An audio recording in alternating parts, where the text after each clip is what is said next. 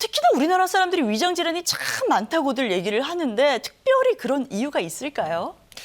아무리 이제 병원을 다녀도 평생 잘 낫지 않는 위장병 환자가 우리 주위에 참 많죠. 네. 그 이유를 이제 살펴보면 원래부터 위가 약한 분들이 있어요. 예. 거기다가 음식 조절 잘 못하는 경우, 급식이나 과식, 폭식 등을 하면서 무절제한 식습관을 가지는 경우에 위와 장의 질환이 많이 생긴다는 거죠. 네. 자, 그러면 위와 장이 특별히 안 좋아지는 경우, 뭐 여러 경우가 있을 것 같은데 어떤 경우들이 있을지 소개를 좀 해주세요. 첫 번째, 급식, 과식, 폭식을 하는 사람들. 이런 분들은 음식물이 침이랑 잘 섞이지 않아요. 근데 침이 어떤 역할을 하냐면 세균을 죽여버려요. 근데 급식, 과식, 폭식을 하게 되면 음식물이 침이랑 잘 섞이지 않으니까 우리 독소라든지 균이 있는 음식들이 그대로 이제 몸에 들어오게 되고 위와 장의 트러블을 만들게 된다는 거죠. 두 번째로 인스턴트 식품을 즐겨 먹는 사람들. 원래부터 예민하고 위장이 약한 사람들이 있어요. 평소 스트레스를 많이 받는 사람들. 우리가 스트레스를 받게 되면 교감신경이라는 게 항진이 돼요. 그 얘기는 심장이 위축이 돼버리니까 위와 장으로 가는 혈류가 잘 못 가게 되고 그러면 위와 장이 제대로 작동을 못하게 되겠죠. 네. 그러면서 위와 장의 문제들이 생긴다는 겁니다. 네. 특히나 이제 이런 분들 좀 조심을 하셔야 되고 오늘 이 시간 특별히 관심을 갖고 지켜보셔야 될 거라는 생각이 드는데요. 자, 그러면 이런 분들이 좀 주의해야 되는 위 증상 그리고 장에 나타나는 증상들이 어떤 것들이 있는지 어떤 질환들이 있는지 좀 간단하게 정리를 해주셔야 될 것 같아요. 네. 위와 장의 이런 증상들, 특히 위장의 주요 질환을 살펴보면 네. 우리 소화가 안 돼서 명치 끝이 답답하고 명치 끝이 뻐근하다든지 속이 쓰리다든지 신물이 역류가 된다든지 아니면 꺽꺽 트림을 한다든지 하는 기능성 위장장애뿐만 아니라 위염이나 위궤양 아니면 목에서 항상 뭔가 걸려있는 듯한 느낌 그다음에 신물이 올라와서 가슴이나 목이 타는 듯한 아니면 속이 쓰린 듯한 증상이 나타나는 역류성 식도염 아니면 위암의 발생률이 높은 위축성 위염이라든지 위암 바로 전 단계인 장상피 화생 심한 경우엔 위암까지 발생이 될 수 있다는 거죠. 네. 위장 질환의 이런 주요 증상을 또 살펴보면 명치가 답답하고 통증이 있는 경우 그다음에 더부룩하고 가스가 차니까 소화도 안 되고 그다음에 위산이 역류돼 버리니까 목에서 뭔가 걸려서 뱉어내도 뱉어지지 않고 삼켜도 삼켜지지 않고 왠지 모르게 가슴이 타는 듯하게 쓰리다 이런 분들 그다음에 속까지 이제 쓰린 분들이 나오세요. 그런 증상들이 이제 3개월 이상 지속이 돼버리면 만성질환까지 넘어가게 된다는 거죠. 네. 그다음에 대장의 주요 질환을 살펴보면 대변을 보고 나면 항상 뭔가 무지룩하게 남아있는 분이 있어요. 설사도 자주 신경만 조금만 써도 설사 자주 아니면 변비가 항상 악성 변비 그런 가민성 대장 증후군도 있고 이게 심하게 되면 자가 면역 질환인 궤양성 대장염이라든지 크론십병 같은 병들이 생길 수 있다는 겁니다. 배가 싸르르하게 아프다. 그다음에 항상 설사를 이렇게 한다든지 아니면 변비가 만성적으로 있다든지 아니면 대변을 보고 난 뒤에도 항상 뭔가가 찝찝하게 남아있는 듯한 느낌. 그다음에 아랫배 가스는 차니까 더부룩하고 항상 왠지 불편한 증상들. 심한 경우에는 혈변까지 나올 수가 있다는 거죠. 네.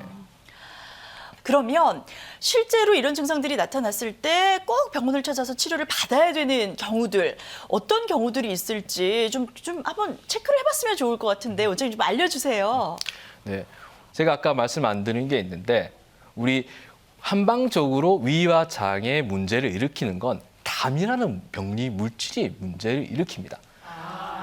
담이 뭐냐면 음식 찌꺼기가 썩은 거예요. 네. 음식 찌꺼기 썩은 담이 위와 장의 트러블을 만들게 되고 그 담이 위와 장에 끼게 되면 위와 장이 굳어진다라는 겁니다. 그러면서 여러 가지 문제를 일으키게 된다는 거죠. 먼저 증상을 한번 살펴보시죠. 명치 끝이 답답하고 역류가 잘 된다. 그다음에 툭하면 잘 체하는 분들. 그다음에 속이 자주 메스껍고 멀미가 난다. 그다음에 가스가 잘 차고 항상 속이 더부룩하고 소화가 안 되는 증상을 가진 분들. 꺽꺽 트림을 수시로 계속 이렇게 하시는 분들도 계세요. 예. 그다음에 대변을 봐도 시원하지 않고 항상 설사라든지 변비라든지 조금만 신경을 써도 설사가 나온다. 이런 분들. 이런 경우에는 담독소가 위와 장에만 영향을 끼친 경우예요. 그런데 담독소가 전신 증상까지 영향을 끼치는 경우가 있어요. 우리가 두통이라든지 어지럽다든지 건망증 같은 경우에는 담독소가 머리에까지 영향을 끼친 경우예요. 두 번째로 입냄새가 심한 경우. 그다음에 담독소가 어깨 근육에 끼면 어떻게 되겠어요?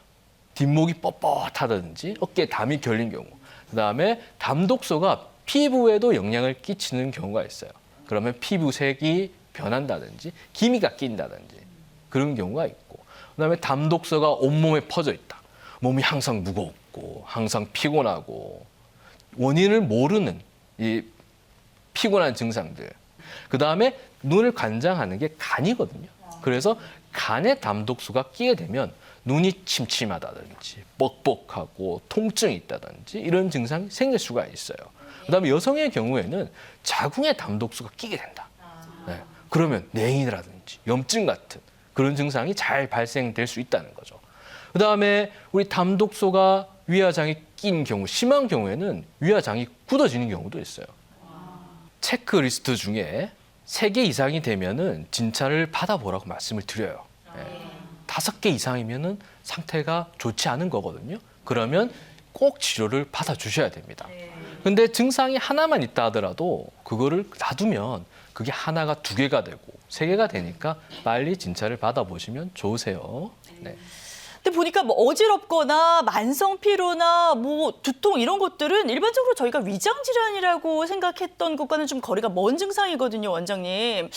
이게 그러면 담독소와 연관된 전신으로 퍼졌다, 뭐 이거와 저희가 함께 이해를 할 수 있는 건가요? 아니면은 뭐 담과 관련된 어떤 다른 의학적인 뒷받침이 있는 건가요? 제가 어떻게 이해를 해야 되는 건가요? 네, 담독소가 전신 증상까지 나타낸다라는 네. 것을 뒷받침하는 이론이 있습니다. 아, 그래요? 네, 스퍼버 박사의 오버랩 신드롬이라고 있는데요. 중복 증후군이라는 거예요. 위와 장에 기능적인 문제가 있는 분들이 두통이나 어지러움 아니면 가슴이 답답하고 숨찬다든지 불안하다 아니면 불면증이라든지 우울증 아니면 전신적인 통증, 요통이나 근육통, 만성 골반통 같이 여러 증상들을 갖고 계신 분들도 있고 피로하다든지 아니면 성과 관련된 질환이나 신경정신과 질환까지 갖고 계신 분들이 있다라는 이론이 있습니다. 이게 위장 질환과 같이 연결되는 이 동반되는 증상들이 이렇게 다양할 거라고는 정말 생각을 못했던 경우가 많은데 오늘 새로운 사실을 많이 알게 되는 것 같습니다.